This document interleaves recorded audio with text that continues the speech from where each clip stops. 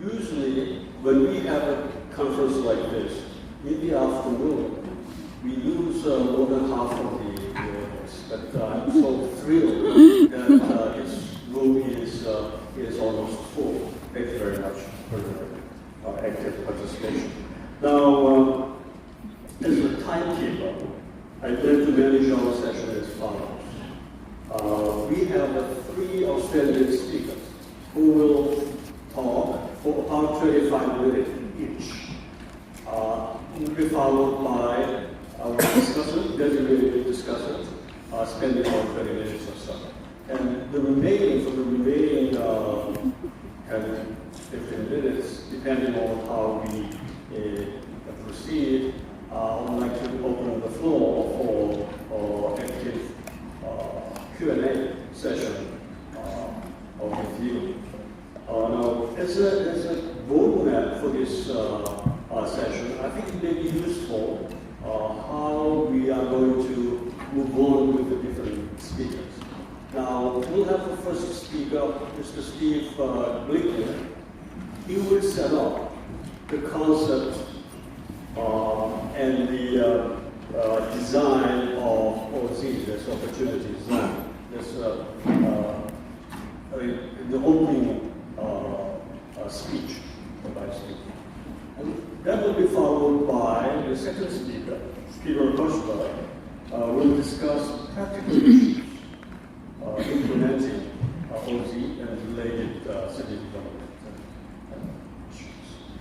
And third, we will move on to Mr. John Griffin, who will explore new approaches to capitalism to better deal with the changing technology and environment. Okay. And after that, we'll have designated discussants discussing what's been the key issues emanating from three presentations and share his perspective on those issues. Okay, that's the way we would like to proceed. Now, first, I would like to introduce our first opening speaker, Mr. Steve Glickman. He is best known as the OZ, Opportunity Zone, national expert in the United States. He's the founder and CEO of Develop LCC, an advisory firm that builds and supports the market of Opportunity Fund and the broader Opportunity Zone. He is also the co-founder of the Economic Innovation Group, an organization that was the chief architect of the $6 trillion OZ program. Mr. Glickman previously served as a White House senior economic advisor and worked on international trade, investment, manufacturing, and small business issues. He's currently adjunct professor at Georgetown University in Washington, D.C. With that, please welcome Mr. Glickman to the podium.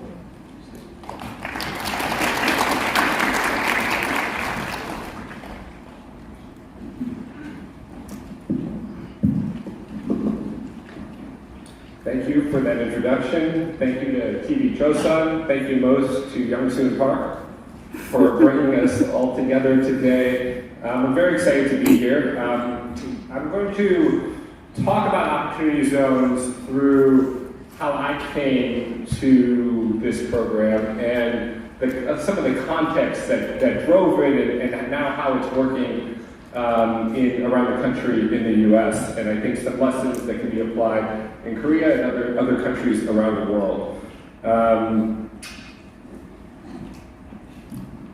So, opportunity zones as an economic development program are really closely tied to the story of manufacturing in the U.S. as well as the story of trade and investment in the U.S. And in part because that's how my background and my career sort of formed in this space. In 2008, when President Barack Obama was first elected, I had the opportunity to serve in the administration throughout the first term, focused on, at first, manufacturing issues and then trade and investment. And it turns out those pieces of the puzzle are really closely connected. So this is a story from the Atlantic magazine, and it's probably hard to see all these graphs out there, but I'll tell you what the story is about. It talks about changing sectors in the U.S. economy, and this is a story that's playing itself out all over the world. Playing itself out in Korea, playing itself out in Europe, playing itself out in Australia. It's a story of manufacturing in a decline, the agricultural sector in a decline, and the rise of digitally enabled sectors of the economy. And the result of that is that, and this was particularly true after the last recession in 2009, is that a huge chunk of the workers in the economy no longer have the same type of high quality, high wage jobs. And that's not just an economic problem. As I'll talk about a little bit, it's a social problem, it's a political problem, it's a problem that impacts international relations, and it's a problem that's, I think, compelling every country to come up with a solution. The first example of how this played out is that you saw a big shift in U.S. politics where both parties, which until this point had been very robustly supportive of free trade regimes, pretty much ended that fidelity with free trade.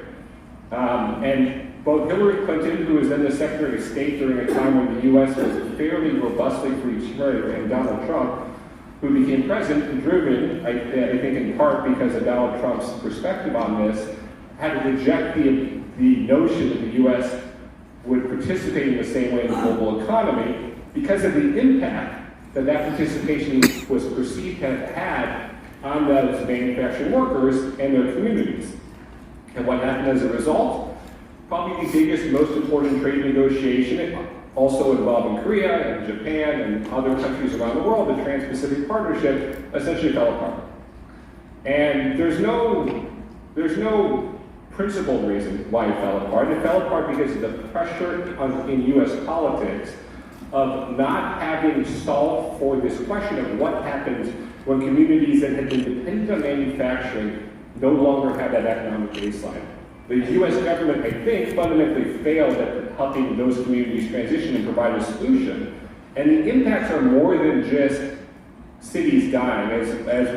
As I'll show in a couple slides, it affects individuals in a really human way. One of the other implications of this is you start to see small towns across America dying. And what that means is that young people don't stay there. There are no jobs. There are no businesses. In fact, this is the first recession and recovery in U.S. history where small towns weren't a disproportionate part of economic growth. In this recovery, small towns and mid-sized cities continue to be in decline.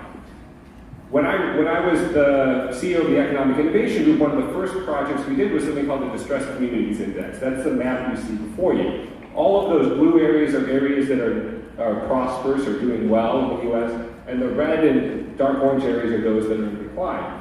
A lot of those communities you see are rural communities around the country, and if you zoomed in this map onto cities, you'd see most cities across the country predominantly red, predominantly in distress. What does it mean to be one of those red communities? It means you didn't create, all those jobs that got created during the recovery weren't captured in those distressed areas. And the change in employment, those prosperous communities are the ones that are blue. You see it skyrocket after the recovery. So those are typically the big cities, your San Francisco's and your New York's and your Los Angeles and Washington, D.C. And then you go to your manufacturing communities, your Detroit's and your Cleveland's and your Cincinnati's. Those are the dark red places, as well as your smaller towns. And during the recovery, they continue to be in decline. This is true to this day, that they are not, they weren't part of this national jobs recovery. Next month, early next month. This will be in Korean, right? If you compare this recovery in 2010 to the economic recovery we had in the 1990s in the U.S., in the 1990s, you saw 125 counties contribute to about half of the country's business growth. So it's two copies, I get half. Recovery, only 20 counties. But you saw the map shrink. Yeah. So pretty equally spread in the 90s. You see those communities that were robust creators of businesses and jobs all throughout the country 25 years ago. Over the last, this is in the peak of the recovery, it's only in the Southwest, in Texas, and in the Southeast and a few other cities. So a dramatically different map of what economic growth actually felt like in the U.S. And the result of that means a lot of things. If you're in a distressed community, you'll earn less money. You'll be less likely to He's a marry. Democrat? You'll be less likely to go to college. In fact, education is one of the biggest determining factors in success in those big versus small cities. And there's also a life expectancy gap. The average life expectancy gap is about 5 years between distressed communities and prosperous communities. But there are U.S. cities where the gap between zip codes, between neighborhoods within the same city is as much as 20 years. The life expectancy difference is 20 years. So this plays out in very They visual didn't have ways. money for in their people's own lives. staff members. So One of the biggest contributing factors for this differentiation and growth is where capital goes. Somebody should. So you saw some trends over the last 10 years in the U.S. also those Community banks started dying out. Community banks, before the recession, there were about 100 new banks created here in the U.S. These are small local banks that serve small one of the towns, National smaller cities, and Assemblymen put underserved his populations. assistant into After this last recovery, I met and created no new banks because the rate of bank creation is so much lower than it used to be. The bank failures in the state, it's just we're not creating more of those institutions. In turn, we're not lending to small businesses. Small businesses lending in the U.S. is down about 25% over the last roughly 20 years. And venture capital, which is the source of high growth capital that creates those technology-enabled companies that create a lot of the jobs in the U.S. 75% of that capital, actually now it's closer to 80% of that capital is only invested in They were three impressed cities. by you. In California, in New York, and Massachusetts. And really within that, 4 cities, Boston, New York, LA, and San Francisco. 80%. 20% of the venture capital is split among the other 47 states. And so the question of how do we reverse these trends we're seeing in these communities is not going to come from the existing structure of capital markets. Those markets are already in decline, and all of the variables we need to see a revitalization in these communities. So the Economic Innovation Group did a significant amount of research around what was happening in distressed communities and was very focused on creating a bipartisan solution. So the people you see in this picture here, on the left side of the picture, you see my friend Amy Liu, who's a scholar at the Berkeley Institution, and to her right is Jerry Bernstein, who is Vice President Biden's chief economist, now obviously one of the leading candidates for president in 2020. On her left is Kevin Hassett, who just recently finished his term as President Trump's chief economist. And they're sitting in this conversation actually agreeing about a program that they both thought would be important for the country, which became this Opportunity Zone initiative. On the other side, you see 2 senators, a Republican and a Democrat, Tim Scott and Cory Booker. Cory Booker, again, another candidate running for president. Democrats have 100 people running for president, so the odds are pretty good that somebody on this stage will be running for president. And Tim Scott, a Republican senator from South Carolina. And the idea was to create something that both parties could get around that would fundamentally transform the incentives of what would drive investors to make investments in these sort of communities that I talked about earlier. So what is this Opportunity Zone program? It's a unique, really unprecedented experiment in how we do economic development in the U.S. The reason it's a $6 trillion program is the incentive taps into capital gains, unrealized capital gains in the economy. They're about $6 trillion, about $3.5 trillion in individual capital gains holdings, about $2.5 trillion in corporate capital gains holdings. And capital gains is essentially a tax you get charged on the growth in assets. That could be real estate, it could be art, it could be the stock market investments, or it could be investments in private companies. And investors have done very good during this recovery. The stock market is at record highs. Companies are more profitable than they've ever been before. And so there's actually a solution there in the gap of where we're missing investment and the fact that investors are sitting on all this passive capital. The idea between opportunity zones is, could we create a powerful enough incentive to create long-term patient investments in these communities? Although place-based policies, these sort of geographically based incentives have a long history, a long bipartisan history in the U.S. Dating back to the 1970s or earlier, there really hasn't been a new program in this space since 2000. That was the last time we had a new major community investment program.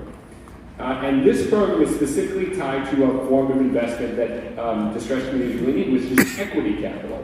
It's designed to create new long-term investments in everything from real estate to companies to infrastructure and beyond. It's so different from all these previous programs because of how it's designed. So rather than a top-down government program where the government is making decisions on who gets the incentive, what projects qualify, what investors will be able to make these investment decisions, this is really a bottom-up marketplace. It is created to be flexible so that anybody can be an investor here who has capital gains. Individuals, corporations, institutions, foreign investors, and anyone can be a manager of that capital who is willing to set up, it could be a very simple or a very complex fund called Opportunity Zone funds to deploy this capital. It's more scalable than any program that the country's ever created. The biggest program in the US right now around community investment is called the New Markets Tax Credit. It's $3.5 billion a year. This program is uncapped. Obviously, it could invest up to $6 trillion of that capital. It won't do that. But if it captures a small percentage of it, and we'll talk a little bit about where the market is now, this would be this could be a huge asset class, as big as the entire venture capital sector, which in the US is about $50 to $60 billion a year or more. What are the benefits for investors? There's two types of benefits, but I think the key thing to understand about the benefit to investors is that for long-term holdings, for these 10-year or more holdings, and to the extent you've had a profitable investment in these opportunity zone communities, you build a profitable business or a profitable real estate project, your capital gains taxes are now tax-free. You no longer are charged capital gains taxes, which in the US, the federal capital gains tax is 25%, and then states have taxes on top of that, and there's no cap to that investment, but you have to stay invested in those communities for 10 years or more. Where are they? I don't know. You can actually see The it. capital is deployed through new investment vehicles. These are a special type of private equity vehicle called qualified opportunity funds. And that's just a fancy name for what could be as simple as a two-person LLC, or it could be a corporate entity, or it could be a really complex vehicle. These could be structured as large, diversified portfolio-style funds, or it could be a single family creating an LLC for its own capital. But they have to be invested in these funds, and these funds are the vehicles that do all the compliance in this program. They're the ones that file paperwork with the IRS, and they have to follow a set of rules that are created, that have just been recently created by the IRS. There's 250 pages of rules. That's very simple for a new tax program, and I can explain it all to you afterwards. Don't worry about it. But know that these funds have been created as the vehicles, and we'll talk about this later, there are now between 300 and 400 of these funds in the U.S. What can you invest in? Pretty much anything. You can invest in stock in a company, a newly created company or an existing company. You can invest in a partnership, or you can buy property directly, which is most of, and a big chunk of this program is built around the real estate market in the U.S., but it goes far beyond that. There are now funds investing in energy and infrastructure, investing in technology companies, investing in manufacturing, investing in co-working spaces, investing in redeveloping brownfields. Anything really you can put equity capital into, you can invest it in this program in the U.S. The benefits can be quite large, and it's sort of different depending on every investor and every investment. You see a model here of before tax and after tax benefits. That benefit to investors can be as high as a 40% additional increase on your return, a 50% additional increase in your return, a 100% additional increase on your return. The more risk you're willing to take with your investment, and the higher the returns of that investment, the more valuable this incentive is to investors. So where are these zones? There's 8,766 opportunity zones around the country.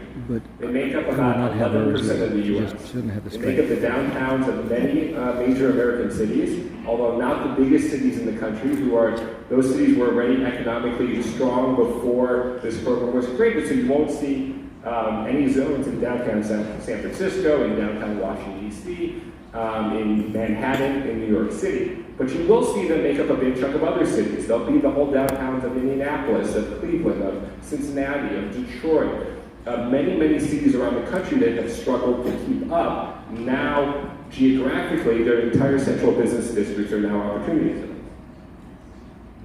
Here's a listing of opportunity zones by state. The state that has the most is California. They have 879 opportunity zones. All of Puerto Rico is an opportunity zone. And then you'll see them by state by state. Every state has at least 25 of them, up to 800 or more. This is a quick map of Washington, D.C. for anyone who's been to Washington, D.C., which is my hometown. Nothing in the center of the city. Washington, D.C. is a fairly strong economy, but you'll see tons of opportunity zones in the southeast of the city and the part of Maryland that surrounds Washington, D.C., which have been historically hard-hit parts of that city. There are maps like this in every city around the country. And you can find maps easily online on my website or others that will show you where these opportunities are, and they're searchable by city, state, and other criteria. So these zones you saw on the map, they weren't selected by the federal government. They were selected by the governors of every state and the mayor of D.C. So you had this selection be done in 56 different places simultaneously at the beginning of 2018. They cover about 35 million people. And they make up a vast new way of how we create these sort of economic development incentives. The places that were picked overall were pretty hard-hit places. 60% of the people living in opportunity zones are now white. The poverty rate is nearly 30%. The median family income is 60% of the national income, so about $40,000 compared to $70,000, which is the national median income. So these are places that really need it. There are also places that unlike other distressed communities, we're starting to develop businesses and jobs. So there's real investment opportunities despite the fact that you have all this economic need. There's some technical details around how the program works. This is a real quick snapshot of it, and I won't talk about this in great detail because it gets in the weeds pretty quickly. But just know there are lots of different types of investors that can be investors in this program. The way the program starts is you have capital gains sitting in stock or real estate or some other part of the economy, and you sell it, and within 180 days you roll over that capital into one of these opportunity funds. And those funds they're new vehicles that can be set up as partnerships or corporations. The key thing to know is they have to invest 90% of their capital every year in these opportunity zone assets. So you've got to move capital pretty quickly from the investor through the funds to the communities, and that was by design. The public policy goal was to get money into these communities working quickly. Real estate is the most common asset class. I won't talk about too much of the details of how that works. But opportunity zone funds can also invest in just about any business. Any business that has a physical and operational nexus to that community. And so they tend to be businesses that have place as part of it. That's why we talked about co-working spaces and accelerators and incubators and energy and infrastructure. They tend to be businesses that have some kind of fixed assets in these opportunity zone communities, and then hopefully will create businesses and jobs as they grow from this investment. Couple exceptions of things you can't invest in. You can't invest in financial services companies. Won't go into detail why. And you can't invest in sin businesses, which are golf courses and country clubs and suntan facilities. I joke in the U.S. that you can't invest in anything Donald Trump would invest in. I'm glad it played kind of here in Korea as well. People love that joke in the U.S. as long as they're not Republicans. Okay, the status of the opportunity zone marketplace. So this is a pretty quick time frame from when the bill passed. It passed in December 2017 as part of a big tax reform bill in the U.S., one that was only passed by Republicans, even though this policy was bipartisan, had an equal number of Democrats and Republicans that supported it. And you can see from this timeline that a lot happened pretty quickly. The zones were picked about 6 months after the bill was created. The regulations, there was one round of regulations written by the IRS in October, a second round last April. So we've only had the full rules of this program really for about 6 months, and those rules will be finalized by the end of the year. But already you've seen opportunity zones become a big asset class. So opportunity zones now represent, and this is an estimate, there's not perfect data on this yet, roughly $10 billion of equity that have been invested over the past year or so. Most of these projects, particularly on the real estate side, have debt connected to them as well, so you're really talking more like $20 billion of projects. And there are over 300 opportunity zone funds that are trying to raise about $70 billion of capital. And again, that's a light estimate. Most of the investments in this space aren't big funds. They're individual deals being done by investors or developers or entrepreneurs around the US. It's already 3 times bigger than any existing community development program that exists now in the US. And it's the biggest community investment program in modern US history. And we're just in the first stage of this program, the first inning, as I often describe it. This is a 10-year program which has already grown pretty tremendously over the past year and will continue to grow over the next few years. I anticipate this is a program that will be $30, $40, $50 billion of equity a year, which will make it as large as any major asset class in the US. These opportunity zones are moving the needle in low-income communities. So there's now been some early analysis by outside groups. You'll see here a map of investments in non-opportunity zone communities, which are the blue investments. This is in the real estate sector. In the opportunity zone communities that weren't selected, so other low-income communities, and then the dark orange ones are in opportunity zones. And you'll see, while we did see very much gains in the investment on the real estate side, in the other parts of the U.S., there were some modest gains and no gains at all. In opportunity zones, they're experiencing tremendous gains in terms of the investment in the real estate in those markets. Let me take a minute and explain why real estate is important. The goal of this program wasn't really to create another real estate investment incentive, but in many communities, real estate is the first stage of building the infrastructure and rebuilding the downtown cores of a lot of these communities I'm talking about.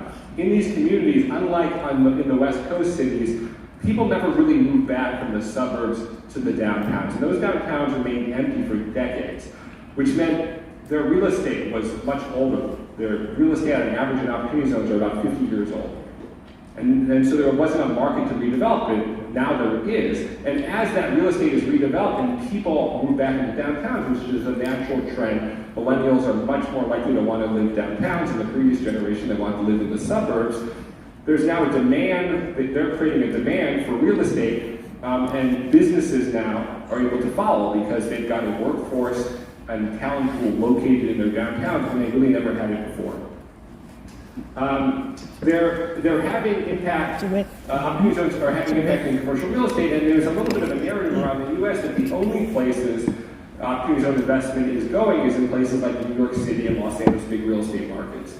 And as an absolute number, New York City and LA and cities like that get more real estate dollars, including in the opportunity zone program, because they're such big markets. But if you look at growth, the growth in opportunity zones are not in the places you're expecting. The biggest growth markets for opportunity zones are cities that have really struggled. Places like Baltimore, Birmingham, Alabama, Detroit, Michigan. Places that have a history of distress and are now, and if you spend time in those cities, are going through this renaissance of growth and redevelopment, largely in the last year and a half, spurred by the Opportunity Zone program. So I see my time's up, and I was told I'd have to give another presentation if I went over. It was not a punishment. I talked the whole session. I'm just saying, we're in a very interesting time in the Opportunity Zone market in the U.S. This is a market that is controversial, and because of its experimental nature, it has naysayers, mostly on the Democratic side, that are skeptical of private capital, and that there are some early examples of this program being used in a way that was not intended by the program. But you also see the market growing pretty dramatically, and we'll all watch, but there'll be a big turning point over the next year as the rules are finalized, larger and larger investors are already coming into the market, are going to come in at much quicker speeds. Corporations, institutional investors, sovereign wealth funds, who are all testing out the market now. And I think you'll see this market shift pretty dramatically from a real estate investment market to a private equity investment market in operating businesses, where people will be heavily incentivized, founders and investors alike, to start and see their next businesses in these cities that we're talking about that now have this enormous tax incentive. If you think real estate, which maybe you have a multiplier of 2 or 3 times your capital after 10 years, on the business side, that multiplier could be 10 or 20 or 50 or 100 times, all tax-free. So the idea is to line interest, create a powerful enough incentive for investors that will grow companies, that will be profitable, and thus create the jobs and the businesses and the vitality that will turn around these cities that have fundamentally disrupted the U.S. Political system and the U.S. economy. Thank you.